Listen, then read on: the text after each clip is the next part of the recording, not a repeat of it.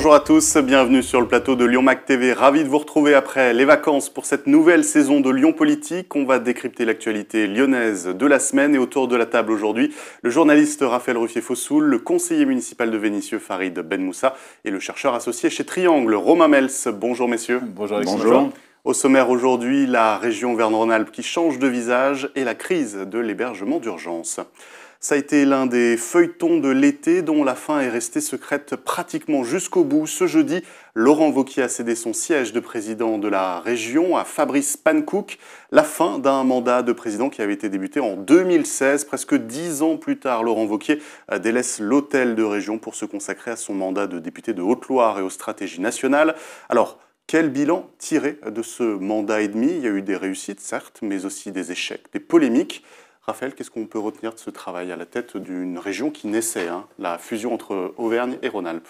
Oui, alors, dresser le bilan de Laurent Wauquiez, c'est pas un cadeau comme ça.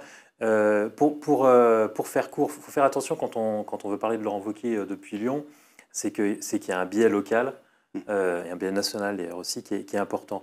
Laurent Wauquiez, c'est le premier président de la région qui n'est pas du tout investi à Lyon. Et c'est même a été un président de la région qui n'a pas cherché à séduire les Lyonnais, n'a pas cherché à parler aux Lyonnais. Donc vu de Lyon, c'est sûr que quand on compare à Jean-Jacques Caranne qui avait installé le siège de la région à Lyon, quand on compare à Anne-Marie Comparini qui était adjointe à Lyon, mais avant Charles Millon, candidat à Lyon, avant Charles Béraudier qui était adjoint à Lyon, on n'avait que des présidents de région finalement qui avaient un prisme lyonnais très fort et donc qui étaient forcément très investis dans l'agglomération. Et là, Laurent Wauquiez, ce n'est pas le cas. Il arrive avec, à un moment où la région, cette nouvelle région Auvergne-Rhône-Alpes est créée, une région qui n'existe pas. On disait qu'il faut une région plus grande pour qu'elle ait plus de poids politique. Enfin, c'était aussi un moyen de diluer la région en l'éloignant des gens. Il y avait quand même un double risque qui était que la région, les habitants perdent le contact avec, ne comprennent pas ce qu'elle fait, qu'elle soit trop loin. Et puis que pour notamment toute l'Auvergne, le prisme lyonnais soit perçu comme quelque chose de très négatif. On a connu les Gilets jaunes. Enfin, on ne sait pas non plus dire que c'était une vraie inquiétude. C'est pas faux. Et de ce point de vue-là, si on prend le bilan à long terme de Laurent Wauquiez, il aura été le premier président de cette région et il l'aura fait exister. Il l'a mis sur la carte. Beaucoup critiqué la communication de ses logos un peu partout, etc. Mais ça le bénéfique pour les citoyens de comprendre un peu ce que fait la région. Et maintenant, je pense que c'est difficile de passer devant un lycée sans savoir que la région s'occupe des lycées. Il y a des panneaux bleus un peu partout. Donc il l'a fait exister, et il l'a fait exister auprès des habitants qui n'étaient pas les habitants des centres urbains. Ouais, Romain, on peut rappeler peut-être les compétences de la région. Il y a évidemment les lycées, transport ferroviaire, l'aménagement du territoire, le soutien formation professionnelle. La formation professionnelle, le soutien à l'activité économique. Et alors, ce qui est net, c'est qu'à partir du deuxième mandat, il a orienté ça sur la sécurité aussi. Il s'est rajouté... Ce qui n'est pas une compétence. Ce qui n'était pas une compétence. Il a fait campagne là-dessus. Oui, il a absolument. Et d'ailleurs, là-dessus, il a fait campagne là-dessus avec l'opposition qui lui disait « mais ce n'est pas les compétences de la région, vous ne pouvez pas y aller, etc. » avec des propositions qui n'étaient pas adaptées, parce que les portiques à l'entrée des lycées, honnêtement, personne n'en voulait, personne n'y croyait. Ouais. Mais par contre, à la fin, effectivement, il a réussi à mettre la sécurité avec l'histoire des TER. Pour le coup, là, il l'a bien fait. Il a réussi à dire que la région était finalement compétente en partie sur ce sujet-là. Il y a une histoire où il finance aussi les caméras. Tout à fait. Je ne sais pas sous quelle forme. Programme d'investissement des communes. Ouais. Oui, c'est ça. Alors, effectivement, ça lui a permis d'exister politiquement, cette histoire de caméra, parce qu'il a dit, voilà, je propose à la gauche de mettre des caméras, et ils me disent non. Alors, il y a eu toutes ces escarmouches avec Grégory Doucet. Ça lui a permis d'exister. Après, l'histoire des portiques, c'est antérieur. L'histoire des portiques, c'est vraiment 2015. Il est dans la campagne, dans la première campagne. Et c'est après les attentats. Voilà, c'est exactement ça. C'est après les attentats du Bataclan et de Charlie Hebdo. Et il dit, on ne peut pas laisser... Et il se saisit de ça avec un peu de sens politique. Parce que je dirais quand même que ça n'a pas si mal marché que ça, cette histoire de portique. Parce que quand on regarde aujourd'hui, les lycées, ils ont tous des portiques. Et alors qu'au départ, effectivement, on disait, mais c'est pas la compétence, et c'est pas le problème, et tous ces trucs-là. Ça, je dirais que ça a pas mal marché. Et effectivement, après, le deuxième volet, protection, notamment des femmes, il y avait quand même dans toute sa campagne de 2021, l'idée de dire, il faut que les femmes puissent se déplacer dans les TER en sécurité. Et effectivement, non. Il n'y a pas de portique dans les lycées. Enfin, pas dans ceux de Vénissieux. Moi, j'ai vu les 2 lycées de Vénissieux, il n'y a aucun portique. Hein. Soit des portiques, mais souvent ils ne sont pas utilisés. Ils utilisent la porte d'à côté. Le lycée Jacques Brel reconstruit, il a un portique. Non, mais ils ne l'utilisent pas alors. Et celui de Marcel Samba, ma fille était scolarisée là-bas, je n'avais jamais vu un portique de ma vie, quoi. Donc, ouais, peut-être il a eu l'idée, mais ils ne sont pas arrivés. Hein. Je ne les ai pas vus le final encore. Bon, Jacques Brel, ils sont là. Mais bon, après, ça a quand même marché dans l'ensemble. On voit beaucoup de lycées qui sont. Vous prenez le lycée Saint-Just, ils ont un portique, alors que là, on pourrait se dire. Un 3e point, ma fille était à Saint-Just aussi. Quand elle s'est fait harceler à Marcel Samba, parce que le lycée, c'est la classe à Vénissieux, et elle était à Saint-Just, il n'y a pas de portique. Mais en quelle année? Ah oui, c'est en 2012. Non, mais il y a été il y a 2 ans. Ah non, il y a des énormes portiques là. Non, il n'y en a pas. J'y suis allé. Il n'y a pas de portique. Ou il y a peut-être un portique, mais il n'y a personne qui est à côté, parce que je les ai passés et repassés en tant que parent d'élève. Non, mais après, c'est pas... quoi? Je vais pas sauter au-dessus de quoi? Non, mais c'est pas la prison de Corba. Il y a des portiques. Non, il n'y a pas de portique. Il y a des trucs qui. Je pense que vous dites la même chose. En fait, en réalité, la plupart des cas, il y a des portiques, mais ils ne sont pas utilisés. Les gens utilisent parce que je suis peut-être pas trop de queue aux heures de pointe. C'est pas adapté. Ils sont utilisés au point de départ. J'ai peut-être vu une porte peut-être un portique, mais il n'y a personne qui m'a quoi que ce soit demandé, quoi. Ok. Non, mais c'est vrai qu'après, il y a eu le problème de si ça fait des queues, ça fait des gens qui sont stationnés devant, et là, ça fait un risque, une cible terrible. Donc mais disons que quand même, les lycées se sont saisis de cette opportunité que la région leur offrait. Alors, donc ça, je pense que c'était assez bien joué, mais par ailleurs, il est rentré plutôt en campagne en 2015 sur l'idée, on est l'avant-dernière région de France sur la ponctualité des TER, c'est n'importe quoi, il a reproché beaucoup à Kéran, et de ce point de vue-là, il n'y a eu aucune amélioration. De toute cette politique de valorisation de la neige à la montagne, ça n'a pas fonctionné. Dans l'ensemble, il n'a pas imprimé beaucoup une politique qui soit visible pour les citoyens de la grande région. Farid? Wauquiez, le bilan de Wauquiez en 10 ans, ça sent bon anticorps et la Cour des comptes. Hein. Ça, à la différence de Raphaël, moi, ça n'a pas du tout imprimé pour moi la région. C'est-à-dire, ça imprimait peut-être pas avant, encore pire, mais c'est vrai que pour moi, je ne comprends pas trop leur intérêt, c'est comment ils sont élus les gens. Vraiment, nous, de notre côté, pour nous, c'est vraiment éloigné. On prend un exemple, pour moi, c'est une planque à élus. On prend un exemple, on a Farouk Ababsa à Vénissieux, qui est de la France Insoumise, qui habite Vénissieux, qui travaille à Vénissieux, qui a toute sa vie à Vénissieux, et qui est élu dans l'Ain. Et qui est élu régional dans l'Ain, mais qu'on ne sait pas ce qu'il fait. Et il n'a jamais, il s'affirme en tant que... peut-être pas dans la majorité non plus. Ouais. Non, mais ça, c'est ce qui s'est passé, c'est que les listes de gauche ont fusionné au second tour des précédentes régionales, et que pour garder certains élus du Rhône, mais là où il y avait beaucoup d'élus importants, ils en ont fait déménager certains opportunément. Mais c'était pas des personnes importantes, Farouk Ababsa. Non. Bah, c'était la tête... non, il était deuxième, rien du tout. Il était deuxième de liste derrière Cécile Cukierman, je crois. T'es sûr? Je le voyais plus loin que ça, moi. Après, il se retrouve là-dessus. Après, c'est pareil, c'est aussi un truc de négociation. Quand ils avaient envoyé Rivalta à Vénissieux en 2e position pour qu'il garde la place du Citral, je me rappelle qu'ils avaient négocié avec Lotfi Ben Khalifa. Ils lui ont dit, bon, tu laisses Rivalta prendre la place qu'il avait gagnée à l'anciennement la métropole, je ne sais même plus comment ça s'appelait. Tu lui laisses la place pour qu'il garde sa place à Citral. Et toi, on te donne ta place après, derrière, au régional. C'était une baronnie.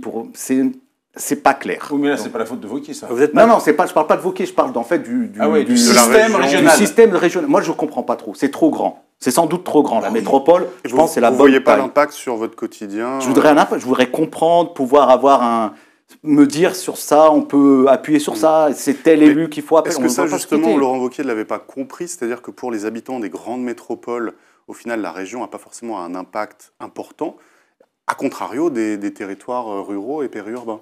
Oui, c'est sûr qu'il a fait une croix dès le départ sur Lyon. Et on voyait bien que... Et Grenoble et Clermont, au final, il s'est fâché avec tout le monde. Et même avec Saint-Etienne, qui était pourtant de son propre camp. Oui, mais là, c'est dès le départ. C'est quand même une visite dessus qui a été repris. Peut-être qu'il y a eu au départ un peu d'ambition locale, mais que progressivement, effectivement, ça a été assez bien dit. Je pense que sur des territoires qui sont plus isolés, pas dans les grandes agglomérations, la région compte. On sait que c'est un interlocuteur qui peut venir soutenir l'hôpital, qui peut venir soutenir le club de sport avec les camionnettes. C'est quand même très bon coup d'ailleurs, ces minibus. Je suis d'accord, je pense qu'il y a beaucoup de petits centres-bourgs qui ont été complètement rénovés. Vous parliez tout à l'heure de la politique de la neige, mais ce qui va rester dans le bilan de Laurent Wauquiez, c'est les Jeux Olympiques. Alors oui, ça j'en ai pas parlé. Parce que là, c'est quand même pas vraiment le bilan, là. On est à la limite du bilan. Obtenir les Jeux Olympiques, même avec toutes les critiques qu'on pu être faites. C'est pas encore officiel à 100%. Ils nous ont demandé de revoir un peu notre dossier. Avec Michel Barnier, Premier ministre, je pense c'est bon, il va signer. Il n'est pas demandé de revoir le dossier, c'est-à-dire qu'il faut que le gouvernement s'engage sur le budget. Pour l'instant, il n'y avait pas de gouvernement, donc on ne peut pas s'engager. Mais on a quand même des Jeux Olympiques qui, en plus, je vous rappelle que Éric Piolle, quand il décrivait les Jeux Olympiques qu'il voulait, ça ressemblait exactement à ces Jeux-là. Et pourtant, on est sur des Jeux Olympiques qui sont quand même beaucoup plus écologiques que ce qui avait pu être fait avant. Alors, ils sont fâchés parce qu'il n'y a pas Grenoble et qu'effectivement... Il sera Courchevel. Oui, c'est toujours... Effectivement, ça n'aura pas été le président des grandes métropoles, de l'agglomération. D'ailleurs, pour continuer, ça n'a pas été le président de l'aménagement du territoire. Non. Ça, le vrai point de faiblesse, mais c'est évidemment pas ce qui était, c'est pas ce qui est forcément ce qui est plus visible, mais c'est sur le RER lyonnais, c'est sur la collaboration entre les Villefranche et Lyon, par exemple. Il manque la région autour de la table pour les faire travailler plus ensemble. C'est vrai que Raphaël, il n'a pas tort. Ils ont vachement arrosé dans les campagnes autour. Moi, j'ai une maison de campagne dans l'Ain, vers Pont-de-Vaux. Des panneaux bleus, il y en a partout. Ils ont ouvert une patinoire ouverte 365 jours par an, qui est plus grande que Paraban. Il n'y a personne, tu es tout seul. Tu patines. C'est de l'argent. J'ai l'impression qu'ils l'ont vraiment... Ils sont allés fort un petit peu dans les campagnes pour des systèmes. C'était pas pour moi à la base. S'ils savaient que j'arrivais, ils l'auraient enlevé, ils l'auraient mis ailleurs. Mais c'est l'effet bénéfique, quand même, parce que la gauche critique un mode de fonctionnement clientéliste, etc. L'effet bénéfique, c'est quand même on revalorise le politique. D'un système où on dit que, en fait, il n'y a pas de marge de manœuvre, c'est des commissions qui décident, le politique n'est pas compétent, et doit rester dans ses cases, etc. Ce qu'il a fait, c'est particulièrement vrai dans les territoires où il y a peu de collectivités publiques fortes présentes. Il dit, en fait, le politique peut. Venez me voir, ça se décide. Par contre, ça se décide d'homme à homme, les yeux dans les yeux, mais le politique peut. Et il y a plein de choses comme ça qui... c'est-à-dire quand on se promène dans la région, il y a plein d'endroits où Laurent Wauquiez est plutôt... il a été réélu et assez facilement. Oui, ça c'est vrai. Je pense qu'il le serait encore cette fois-ci. Ça vient pas de nulle part. Alors après, dans le bilan, je pense autre trace à plus long terme, il y aura le musée des civilisations de Gergovie aussi. De quoi? Le musée de la civilisation gauloise. Oui. Oui, alors celui-là, c'est pas encore, c'est pareil, c'est comme les jeux, c'est pas fait. Non, mais est-ce que ça va être porté par lui parce qu'il va complètement disparaître de la région. Alors on va en parler. Je pense pas. Je propose qu'on bascule donc sur notre deuxième sujet et parlons un peu du successeur de Laurent Wauquiez qui a été élu par les conseillers régionaux. Il va falloir s'habituer à son nom, à son visage. Fabrice Panckoucke, qui est savoyard, qui était vice-président à l'agriculture. C'est clairement pas le premier nom auquel on avait tous pensé. D'ailleurs, personne n'avait pensé à lui avant mercredi. Est-ce qu'on tient là le nouveau patron, le nouvel homme fort d'Auvergne-Rhône-Alpes, ou est-ce que Fabrice Panckoucke est un peu condamné à vivre avec l'ombre de Laurent Wauquiez au-dessus de son épaule? Laurent Wauquiez qui est d'ailleurs devenu conseiller régional spécial. C'est un titre qui lui a été créé juste pour lui. Farid. Moi, je voulais surtout commencer parce que j'ai un bon jeu de mots. Donc, pour l'adjoint à l'agriculture, être un homme de paille, c'est bien. Pas mal.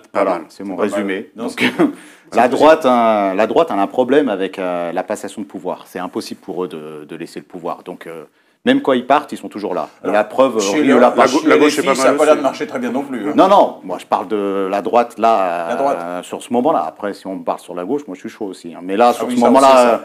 Sur ce moment précis, là, la droite a un problème à pouvoir. Moi, je vois Rieux-la-Pape, un faux maire. L'autre, il perd les élections de la députation. Alexandre Vincendey, il revient en place, quoi. J'ai l'impression que c'est pas vraiment des personnes qui sont là pour leurs compétences, mais pour simplement avoir la possibilité de signer pour l'autre personne. On n'est pas dans cette situation. C'est vrai qu'à Rieux-la-Pape, Alexandre Vincendey était plus maire, mais enfin, il a gardé son bureau. Ouais, même le maire officiel de la ville était obligé d'aller dans un petit bureau secondaire. Mais Wauquiez, tout le monde a compris que c'était lui le maire. Wauquiez, il est conseiller spécial. Mais il a rendu son bureau. Ouais, il a rendu son bureau. Ouais, mais parce qu'il en a un plus grand là-bas. Wauquiez est conseiller spécial, président de groupe. Oui. Président de groupe, il n'a rien laissé du tout. Il est du point de vue du pouvoir qui peut représenter. De liste, Ils sont tous élus. Je ne dis pas le problème. Je suis pas là pour dire c'est bien, c'est pas bien. Non, c'est pas bien. Mais mais voilà. Donc le pouvoir, il l'a pas laissé, quoi. Non, mais moi, c'est marrant parce que je dirais plutôt l'inverse. La gauche dit plutôt, de toute façon, tout le monde savait depuis 2015 que c'était un marchepied, la région qui s'en fichait complètement. Lui, il a surjoué Ça a quand même été 7 ans, hurlait de rire quand il nous disait « je suis auvergnat », tout ça, il essayait de prendre l'accent auvergnat, c'était quand même incroyable, ça. Mais moi, je me disais non, pas forcément. Mais enfin, là, on voit bien que le coup du marchepied dénoncé par la gauche, pour Laurent Wauquiez, ça se voit quand même. Alors, effectivement, il y a ce truc de dernier moment où peut-être il pourrait être le Michel Barnier de 1992 avec les Jeux Olympiques d'Albertville. Peut-être que Laurent Wauquiez va essayer au dernier moment de faire ça aussi, d'être le Laurent Wauquiez des Jeux Olympiques de 2030. Mais sinon, c'était fini. Je pense qu'il n'a aucun intérêt dans la région. Il a dû retirer ses enfants. Il va habiter à Paris à H24. Et je pense qu'il va regarder ça de loin. Il va pas quoi qu'il arrive, il ne va pas revenir président de la région Auvergne-Rhône-Alpes. Ça n'aurait aucun sens. Donc, Fabrice Pancoude, je pense qu'il a quand même quelque chose à jouer parce que personne ne l'attendait. Probablement, il a été choisi là parce qu'il a dû faire bonne impression à Laurent Wauquiez, justement dans ce dossier du CIO et du choix de la région pour accueillir les Jeux Olympiques de 2030. Et c'est évidemment ça qui va le porter. Moi, je ne vois pas en quoi il serait dans la situation de David Kimfeld face à Gérard Collomb. Transposons un exemple lyonnais, Laurent Wauquiez et Gérard Collomb. Fabrice Pancoude sera plutôt Georges Képénékian ou David Kimmelfeld? Il sera Georges Képénékian s'il y a besoin, mais je pense que Laurent Wauquiez ne sera pas le Gérard Collomb de 2018 qui revient. Il ne reviendra pas, Laurent Wauquiez. Raphaël. J'ai aucune idée de savoir si Laurent Wauquiez reviendra, mais je pense effectivement que ce n'est pas du tout la situation de Vincent Deb. On va comparer. Et la métropole, c'est pareil. C'est-à-dire que, comme en fait, une mairie ou même l'agglomération, ça reste des collectivités locales qu'on gère au quotidien et qu'on peut gérer dans le moindre détail. Ce qui s'est passé à Rieux-la-Pape, c'est que même s'il n'y avait plus le titre officiel, c'était Alexandre Vincendet qui continuait à rester le maire, qui était l'interlocuteur pour la subvention du club de judo. À la région, c'est déjà pas le cas de Laurent Wauquiez. Laurent Wauquiez laisse faire ses équipes sur beaucoup de choses, il donne les grandes intentions, il concentre le sens politique, le message politique général, les grandes directions, mais il n'était pas déjà celui qui décidait de tout au quotidien. Et de toute façon, aujourd'hui, il ne pourrait plus le faire parce que il n'a pas le temps. Il n'aura pas le temps. Et donc, moi, je crois que Fabrice Pancoude va vraiment exercer le rôle de président de région, avec évidemment l'influence de Laurent Wauquiez, qui est président du groupe. Donc, il ne va pas aller... il va pas transformer le message de Laurent Wauquiez, et probablement que pour les moments importants, ils vont en discuter ensemble. Mais c'est quand même une région, c'est quand même des gros enjeux. Ce que j'ai noté, c'est que l'opposition a un regard plutôt positif sur le nouveau président. Globalement, ils avaient du mal à communiquer avec Laurent Wauquiez. Ils arrivaient plutôt bien avec Fabrice Pancoude, pourtant, qui est sur des délégations qui sont agriculture et puis tourisme. Il a travaillé sur le tourisme. Et il a porté la candidature surtout, il a porté des JO. Il a porté les Jeux Olympiques d'hiver. Agriculture, Jeux Olympiques d'hiver, quand on est à Lyon, c'est pas les sujets sur lesquels ils ont le plus de travail à faire en commun. Ouais. Et pourtant, ils espèrent tous que ça se passe mieux, et notamment sur les sujets qui concernent l'agglomération, qui sont ceux d'aménagement du territoire, de RER à la lyonnaise, etc. Donc moi, je pense que oui, il n'est pas très vieux, il a quand même une certaine expérience. Il a 47 ans, je crois. Et 5 enfants. Ouais, après, il a été élu à 25 ans maire. Il est maire depuis 2001. Il n'y avait pas une histoire avec son salaire, à un moment, la CRC, elle l'a... Vous le connaissiez, vous ? Moi, je connais surtout les affaires quand il passe un petit peu à droite, mon petit côté anticorps. Les affaires qu'il a pu avoir, c'était avec la montagne, mais je ne sais pas si Fabrice Pancoude était dans le... certifié. Oui. Vous pourrez vérifier. Ouais. Il a une affaire sur l'explication de ses indemnités. Après, peut-être pas la plus grosse affaire du siècle, mais il a une petite affaire comme ça qui se promène dedans, où il n'a pas pu expliquer son rôle de conseiller ou je ne sais pas quoi. Donc, il avait un salaire qui est en procès. Après, ou quelque chose comme ça. C'est bien aussi, parce qu'on parle beaucoup des affaires, c'est bien aussi de dire que là, on n'est quand même pas en présence d'élus qui sont corrompus. Même si on a beaucoup de choses. On n'est pas sur l'histoire d'enrichissement personnel, on n'est pas sur des choses... Attention à la suite, parce que autant les... Moi, je suis pour la bonne mesure. Je suis très critique à l'époque avec Gérard Collomb, mais on n'était pas non plus sur quelqu'un qui était dans une recherche d'enrichissement personnel. On parle de Laurent Wauquiez ou de l'autre ? On va passer à notre troisième thématique qui est plus lyonnaise. Ah voilà, on revient chez nous. Ouais, la grande polémique de l'été, puisque la métropole de Lyon avait décidé d'attendre juillet pour annoncer qu'elle fermait le robinet de l'hébergement d'urgence, qu'elle stoppait tout, après avoir longtemps dépensé au-delà de ses compétences pour loger et mettre à l'abri des personnes démunies. Le but, c'était de forcer l'État à prendre le relais, sauf que ça n'est pas arrivé. Et après les vacances des élus, eh bien, les partenaires de gauche ont fait pression sur les écologistes pour relancer la machine. Alors est-ce que Bruno Bernard, qu'on n'a pratiquement pas entendu sur le sujet, n'a pas tout raté sur cette séquence? Raphaël? Tout raté, c'est compliqué parce que on en parle parce qu'on a suivi... mais le débat n'a pas explosé sur la place publique. C'était l'été, donc effectivement... Oui, mais surtout que ça s'est surtout réglé en interne dans sa majorité. On n'a pas eu... Oui, mais ça n'a pas été un feuilleton, ça n'a pas fait exploser sa majorité, ils sont restés unis. Parce qu'il a sorti ça en juillet, mais je pense qu'il devait y réfléchir déjà avant. Et s'il avait fait ça en mai, ça aurait été un peu le bazar. Puisque la première chose que Bruno Bernard a fait en rentrant de vacances, c'est qu'il a convoqué sa majorité. Et ils sont entendus pour remettre en place les choses. Après on est quand même sur quelque chose où effectivement c'était difficilement audible. Ce que faisait Bruno Bernard, c'était difficilement défendable. Parce qu'il est de gauche? Pas seulement parce qu'il est de gauche, c'est compliqué d'aller reprocher à l'État de ne pas faire son boulot. Il a tout à fait raison. L'État ne fait pas son boulot. C'était quand même un dossier fort. Donc il a tout à fait raison de dénoncer et de dire que l'État ne fait pas son boulot. Mais c'est compliqué, on est moins fort quand on dit ça, et qu'en même temps, on ne fait pas le sien. Et il y a dans les familles qui ont refusé de prendre en charge, il y avait des situations qui relevaient totalement des compétences de la protection de l'enfance, des départements, donc de la métropole. Alors, oui, il a raison de dire que c'est le seul département en France qui va aussi loin dans la prise en charge, qui prend en charge les mères isolées avec enfants jusqu'à 3 ans. Il n'y a aucun autre département en France qui le fait. Alors, je te l'ai dit, je ne l'ai pas vérifié, on nous l'a redit cette semaine, mais en tout cas dans la région, c'est évident que c'est le cas. Oui, c'est vrai que sur toutes les mineurs isolés, ils sont les seuls à aller aussi loin. Et honnêtement, ce qui est dépensé est absolument énorme. Donc oui, le boulot, ils le font beaucoup plus que les autres. Oui, l'État n'en fait pas suffisamment. Mais sur cette séquence-là, c'était compliqué de défendre Bruno Bernard qui ne fait plus sa part du boulot.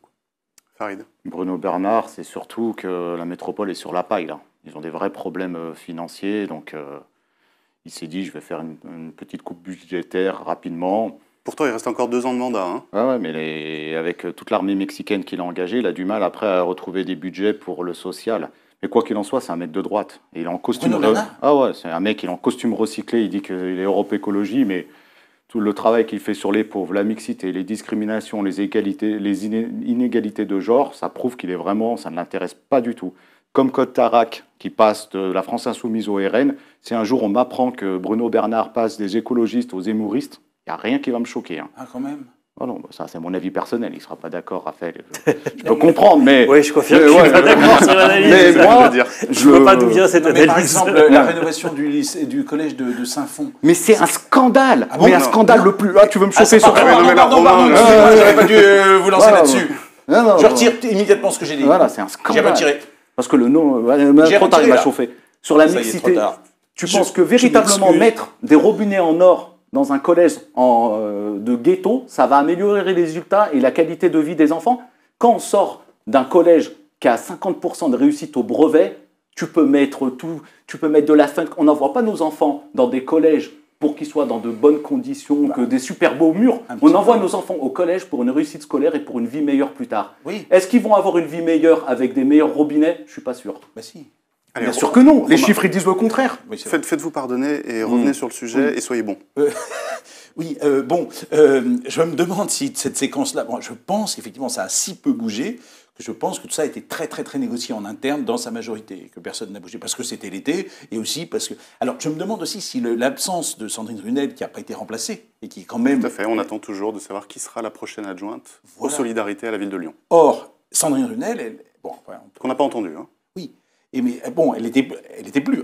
Elle est députée maintenant. Elle est députée de Lyon. Non, voilà, donc le poste est vacant, même si en fait elle continue à gérer les affaires courantes parce qu'elle n'a pas de boulot en tant que députée, elle n'était plus. Mais elle était adjointe à quoi, Sandrine Brunel? Solidarité. Solidarité. Et c'est elle qui faisait du logement insalubre qu'elle louait. Non, c'était pour être sûr, parce que Bruno Bernard, je ne le voyais pas. Voilà, on peut continuer. Non, mais d'accord. Mais je veux dire, le fait qu'elle soit en... Il n'y ait pas quelqu'un qui incarne cette inquiétude de dire tout d'un coup le robinet de la métropole se ferme. Le fait qu'elle soit donc plus là, je pense que ça a aidé Bruno Bernard à prendre cette décision parce qu'elle était plus légitime pour venir s'insurger en tant que PS contre cette décision. En tant que députée, elle aurait pu s'insurger aussi. Elle aurait pu s'insurger. Mais là, oui, elle se serait insurgée. Chaque fois que... quand Grégory Doucet faisait évacuer les gymnases qui étaient... Et à chaque fois, c'était évidemment une parole dissidente. Sandrine Brunel? Oui. Non, Nathalie Perrin-Gilbert. Bien sûr, Nathalie Perrin-Gilbert. Voilà, c'est pas... Mais c'est le même groupe, ça. Bah non. Ah bon? Ah bah non. Bah non. Vous avez raté quelques non. trains, Mais pas du tout. Pas du tout. C'est pas parce qu'elle hurlait pas son mécontentement qu'on voyait pas que c'était un coup que lui portait Grégory Doucet et qui devait payer par ailleurs pour justement qu'elle ne se... Sandrine Brunel faisait effectivement une tête de 6 pieds de long, Voilà. mais elle tenait la parole de la mairie. Et, je veux dire, bien sûr, mais ça sur les évacuations de gymnase, elle était là, elle disait bah oui, on le fait, et puis voilà, taisez-vous. Oui, mais ça avait un coût pour Grégory Doucet qui, en échange, devait céder sur d'autres dossiers face à elle. Donc c'était évident que quand elle n'était plus là, ça donnait de l'espace politique pour faire un coup comme Bruno Bernard a fait. En fait, ce qui est chiant, c'est qu'en fait, les coups, c'est sur les mamans et les bébés de 3 ans qui dorment dehors, ou de 3 mois qui dorment dehors dans le froid, en fait. Là, on fait des coups politiques, effectivement, sur des situations qui sont assez terribles. Mais après, Bruno Bernard, c'est quelqu'un qui fait des coups politiques au niveau national, c'est normal. Il est là à négocier avec le président Macron. Entre la circonscription de la Mayenne et une famille qui dort dehors... Il faut aussi reprendre la réalité des compétences d'une métropole sur ces sujets-là. Oui, mais en France, il n'y a aucun bébé de 3 jours qui dormait dehors, sauf à Lyon. Non, c'est pas vrai, malheureusement. Ah si, moi, je sais pas, je l'ai lu. Je te retrouverai le papier, mais je veux pas me jeter dessus. Mais justement, c'était ça le problème. C'était qu'en France... Il y a beaucoup de villes, c'est le cas, malheureusement. Mais bon. Non, c'est le problème. 3 jours. Non, mais... Je ne dis pas 3 mois, 3 jours. Hein. Non, mais il y en a qui dorment dans les bidonvilles, mais après d'être remis à la rue... D'être remis à la rue de 3 jours, c'est pas arrivé. Mais il y a des temps de partout. L'hébergement d'urgence, ce n'est pas une compétence de la métropole, c'est une compétence de l'État. Quand un enfant a ses 2 parents, là où la métropole est compétente, c'est si l'enfant est seul. Si l'enfant de 3 mois est seul dans la rue, c'est la métropole. Jusqu'aux mères isolées, parce qu'on estime que dans une mère isolée, effectivement, mais la compétence de l'enfant, c'est l'aide sociale à l'enfance. C'est comme normal de faire un coup de pression face à l'État, qui par ailleurs, le préfet ou la préfète passe son temps à lui mettre des bâtons dans les roues. Et juste pour finir, les moyens d'une métropole, il y a les moyens financiers évidemment. Je vous rappelle que les moyens d'une métropole, d'une collectivité locale, ils sont définis par l'État. Donc très peu de capacité à augmenter les impôts, fiscalité les baisser. C'est donc la dotation de l'État qui compte, avec plein de compétences à assumer. Donc ils n'ont pas la possibilité de dire tiens, et on fait un plan d'urgence à plusieurs milliards pour ça. Et puis ils n'ont pas de compétences sur toute la problématique d'aménagement du territoire au niveau national, et puis même des règles d'immigration, etc. Ils n'ont pas les moyens de régler. Quand ils ont expulsé les familles, ils ont expulsé les familles d'un immeuble ou ils ont expulsé la famille d'un lycée qui appartenait à la métropole? Non, ils ont expulsé. Ils les ont expulsés de locaux qui appartenaient à la métropole. Donc c'est en dehors des compétences, c'était pas un désir politique, je ne peux pas dire désir, ils n'avaient pas envie de faire ça, mais c'était une prérogative politique d'expulser des personnes de leurs propres locaux au milieu de l'été. Je sais pas, mais gymnase en tout cas. Gymnase d'un lycée, quoi. Oui, mais c'est un gymnase qui appartient à la métropole. Donc qui appartient entre guillemets à la métropole, ville, c'est le même groupe. Donc ils ont fait une action pour moi politique qui n'avait pas lieu de voir. Parce que pour peut-être faire un coup du point de vue national, etc., et se faire entendre, mais le faire sur le côtelette des plus pauvres... Qu'est-ce qu'il faut assumer, c'est pas leur compétence, effectivement, de loger. Est-ce qu'il faut assumer qu'on ne fait plus de sport dans les écoles de Lyon? Parce que c'est ça aussi l'enjeu quand on a jamais occupé, c'est-à-dire que toutes les classes autour, elles ne font plus de sport. C'est la compétence de la ville d'assurer qu'elle puisse faire du sport. C'est toujours compliqué. Après, quand tu dois te faire réélire comme maire de Lyon derrière et que les petits-enfants ne peuvent pas faire du skating au milieu du gymnase, c'est mieux que l'enfant de 3 jours dorme dehors. C'est suffisamment compliqué pour éviter de les caricaturer. C'est pas une caricature. Est-ce que ça s'est vraiment passé? Est-ce qu'on a expulsé des enfants dehors pour que d'autres enfants fassent du sport? Bon, excuse-moi, moi, la priorité pour moi, c'est que l'enfant de 3 jours, Oui, mais- il dorme au chaud. Je caricature pas, c'est du factuel. Factuellement, ça s'est passé comme ça. Mais ça s'est passé en mai. C'est pas comme si les gens mouraient de froid dehors. Moi, je dors pas dehors au mois de mai. Fais ce que tu veux, toi, moi, peut-être avec une tente Quechua, mais je suis même pas motivé. Mais Donc, bien sûr qu'il y a je le fais pas. Mais les associations, du coup, ont fait monter des campements de camps de Quechua dans toute la métropole pour mettre la pression sur Bruno Bernard. C'est ça qui s'est passé. Non, moi, je trouve très bien. En plus, votre discours, je trouve très bien que la société civile porte ce discours-là parce que c'est le politique effectivement est coincé par ses compétences, mais c'est important qu'il y ait une pression de la société civile pour dire, pour rappeler ces réalités humaines.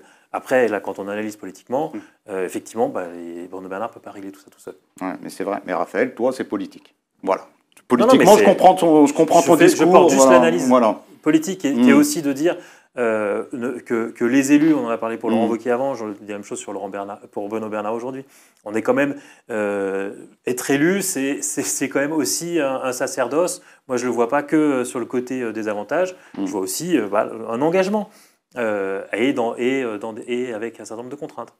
Allez, un mot pour finir avec la sortie cette semaine d'un numéro qui fait jaser, numéro de septembre de Lyon Mag.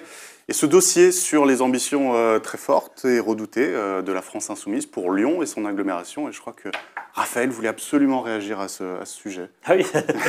Alors, Mélenchon ne sera pas maire de Lyon, on est d'accord. Là, on est d'accord. Alors, Gabriel Amar, alors aux dernières nouvelles, mais ça serait plutôt Villeurbanne. Mais donc, effectivement, sur la montée en puissance de la France insoumise, qui jusqu'à présent, partout en France, ne rêvait pas d'obtenir des collectivités locales, mais qui là, clairement, au regard des dernières élections et des résultats, et de l'implantation de nouveaux élus aussi, il y a des visages qui émergent. Est-ce que ce n'est pas légitime que pour 2026, ils puissent peser dans la balance des négociations avec leurs alliés écologistes? Et alors, quand on est démocrate, je pense qu'il faut considérer que c'est légitime et même que c'est souhaitable. C'est-à-dire qu'aujourd'hui, les insoumis dans l'agglomération, il y a des secteurs où ils sont très clairement les forces politiques majoritaires, que leurs élus, quand on va les voir sur le terrain, ont des réseaux qui sont extrêmement forts, les habitants leur parlent, leur font confiance, et pour l'instant, ils sont plutôt marginalisés dans l'exercice du pouvoir. Un peu de leur fait aussi, hein. Parce qu'en 2020, ils n'avaient pas de candidat. Un peu de leur fait. Ça a quand même des conséquences qui sont aussi nationales. C'est-à-dire que quand un mouvement politique devient aussi dominant, mais n'exerce pas de responsabilité concrète, ne se retrouve pas dans la situation effectivement d'avoir à arbitrer entre le gymnase pour l'école ou l'expulsion des gens. Tant qu'on n'est pas dans la situation de la gestion, on peut être dans l'incantation, comme le RN. Et pas dans la réalité. Mais le RN ne se retrouve pas dans l'agglomération avec des lieux où il serait vraiment la force totalement dominante. Bien sûr. Donc aujourd'hui c'est sûr que ce qui risque de changer le plus finalement dans la prochaine majorité à l'agglomération, c'est que les insoumis prennent des villes. Oui, mais pas Lyon.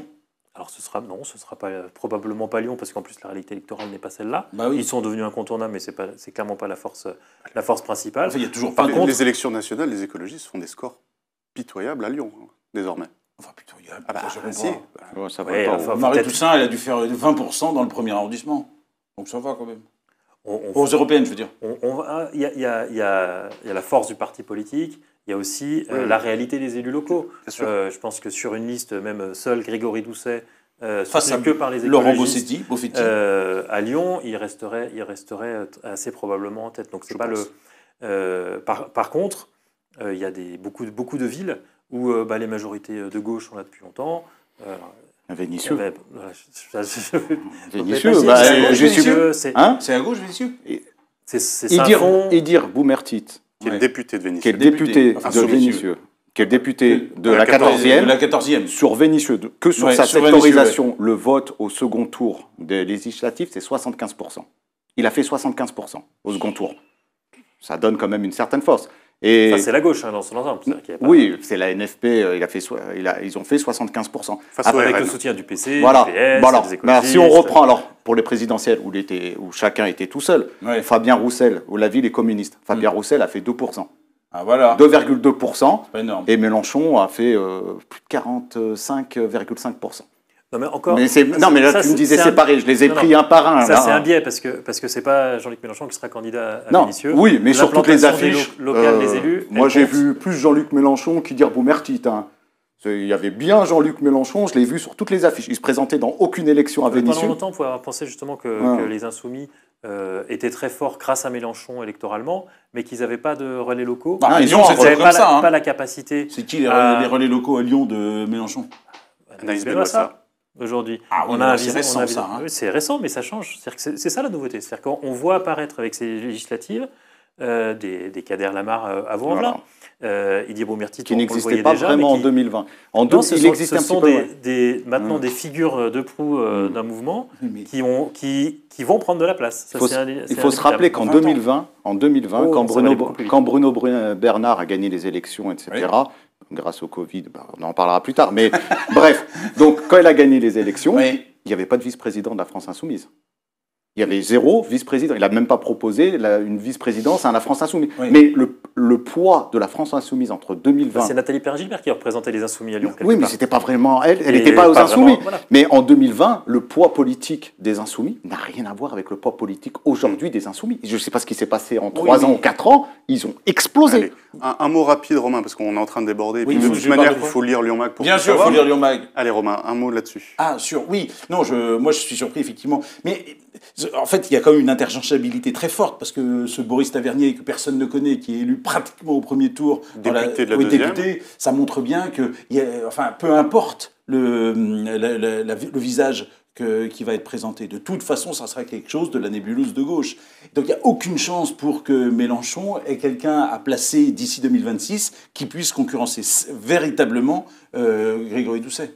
Méfiez-vous. Je suis en pleine méfiance, mais j'imagine mal Anaïs Benouassa se retourner contre Marie-Charlotte Garin, Sandrine Runel, Boris Tavernier, Grégory Doucet et Bruno Bernard, tout d'un coup en 2026 en faisant une liste de son côté. Je pense pas que ça sera le problème avec les échos. Je pense que ça va être surtout avec l'ancien monde, le PCF. Ça va être sur ça, parce que quand ils vont vouloir leur prendre leur dernière ville qui est Vénissieux. Déjà à Givors, quand ils ont perdu la ville en contrepartie d'un élu qui est soutenu par les écologistes avec Mohamed Boudjelaba. Je pense qu'il y aura vraiment un changement de génération dans la gauche. Bon, on a encore le temps. Et puis c'est aussi le cas pour à Saint-Fond, à Villeurbanne, à Vaux-en-Velin. Les 2 petits exemples que je connaissais à droite, les autres je ne connais pas. Et c'est Saint-Just. Allez, c'est la fin de cette émission. Merci de nous avoir suivis. N'hésitez pas à nous faire part de vos retours. L'actualité continue évidemment sur lyonmac.com et on se dit à la semaine prochaine.